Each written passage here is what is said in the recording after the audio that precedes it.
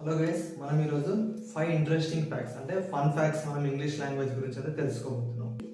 A to Z alphabet అనేది ఒక sentence లో అయితే మొత్తం ఉంటాయి అక్షరాలు. సో ఆ సెంటెన్స్ వచ్చేసి the quick brown fox jumps over the lazy dog.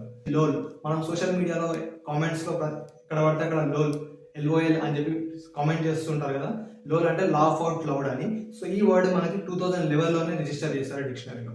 The longest word in English language ఏంటి అంటే న్యూమోనో అల్ట్రా మైక్రోస్కోపిక్ సిలికో వాల్కెనో కోనియోసిస్.